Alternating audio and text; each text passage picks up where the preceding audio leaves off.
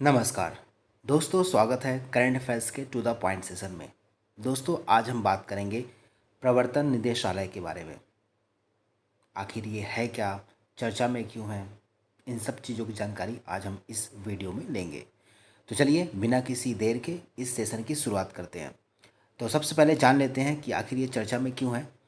बीते दिनों पात्रा चाल घोटाले से जुड़े मनी लॉन्ड्रिंग के मामले में शिवसेना सांसद संजय राउत तथा पश्चिम बंगाल टीचर भर्ती घोटाला मामले में पार्थ चटर्जी की गिरफ्तारी में प्रवर्तन निदेशालय चर्चा में रहा। दोस्तों, अब जान लेते हैं कि आखिर प्रवर्तन निदेशालय है क्या, इन सब चीज़ों के बारे में जान लेते हैं। तो सबसे पहले प्रवर्तन निदेशालय, जिसे इंग्लिश में directorate general of economic enforcement कहा जाता है, भारत सरकार के वित्त मंत्रालय के राजस्व विभाग के अधीन एक विशेष वित्तीय जांच एजेंसी है जिसका मुख्यालय नई दिल्ली में है। प्रवर्तन निदेशालय की स्थापना 1 मई 1956 को हुई थी, जब विदेशी मुद्रा विनिमय अधिनियम 1947, जिसे फेरा 1947 के नाम से जाना जाता है, के अंतर्गत विनिमय नियंत्रण विधियों के उल्लंघन को रोकने के लिए आर्थिक कार्य विभाग के नियंत्रण में एक प्रवर्तन इकाई गठित की गई थी। प्रवर्तन निदेशक इसके प्रमुख होते हैं। 5 क्षेत्रीय कार्यालय मुंबई, चेन्नई, चंडीगढ़, कोलकाता तथा दिल्ली हैं, जिनके विशेष निदेशक प्रवर्तन प्रमुख हैं।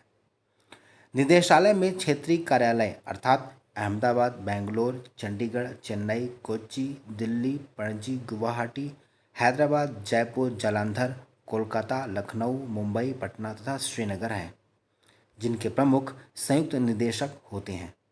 निदेशालय में उप क्षेत्रीय कार्यालय अर्थात भुवनेश्वर, कोझिकोड, इंदौर, मदुरई, नागपुर, इलाहाबाद, रायपुर, देहरादून, रांची, सूरत, शिमला हैं, जिनके प्रमुख उप निदेशक हैं।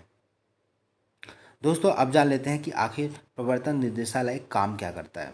अमूमन हमने इन्हें किसी न किसी घोटाले के तहत काम करते देखा है, पर इनके अलावा भी और क्या काम है इनके या कार्य हैं इनके, वो देख लेते हैं।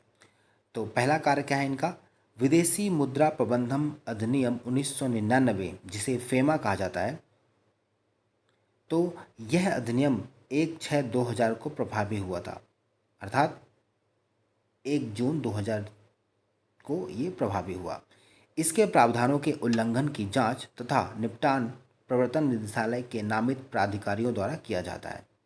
इसके अंतर्गत अर्धन्यायिक जांच प्रक्रिया के दौरान उल्लंघन सिद्ध होने की स्थिति में संबंधित व्यक्ति, फर्म, इकाई के ऊपर संलिप्तन राशि के 3 गुना तक की राशि का आर्थिक दंड लगाया जाता है या लगाया जा सकता है।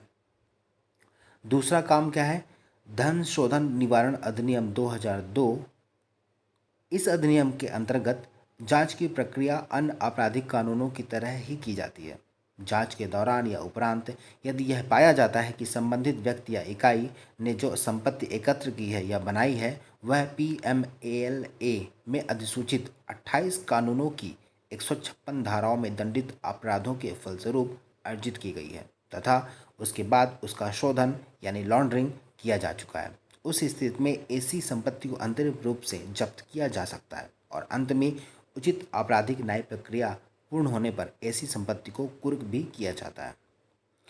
अगला क्या है, अगला है उन मामलों में जिनमें फेरा 1973 के प्रावधानों के उल्लंघन से संबंधित कारण बताओ नोटिस 31 मई 2002 तक जारी किए गए थे, अर्ध न्यायिक प्रक्रिया के बाद निदेशालय के अधिकारी उचित निर्णय लेते हैं और यदि उल्लंघन सिद्ध पाया जाता है तब उचित जुर्माना लगाया जा सकता है। इसी तरह के उन मामलों में जिनमें आपराधिक केस 31 मई 2002 तक न्यायालय में दायर किया गया था, न्यायालय न्यायसंगत फैसला करते हैं। चौथा, विदेशी मुद्रा संरक्षण तथा तस्करी गतिविधि निवारण अधिनियम 1974 के प्रत्यायोजित मामलों के संबंध में फेमा का उल्लंघन। पाँचवा, PMLA के प्रावधान के अंतर्गत धन शोधन तथा परिसंपत्तियों के प्रत्ययन के संबंध में अन्य देशों को सहयोग उपलब्ध कराना और इन मुद्दों पर सहयोग प्राप्त करना। दोस्तों, ये था आज का टू द पॉइंट प्रवर्तन निदेशालय, जो हमेशा चर्चा में रहता है। हमेशा जहाँ भी घोटाले होते हैं, जहाँ भी कुछ सरकार के पैसों के खिलाफ कोई काम होता है, तो प्रवर्तन निदेशालय सामने आता है। इसे सीबीआई से पहले रखकर वहाँ या उस मामले की जांच करवाई जाती है।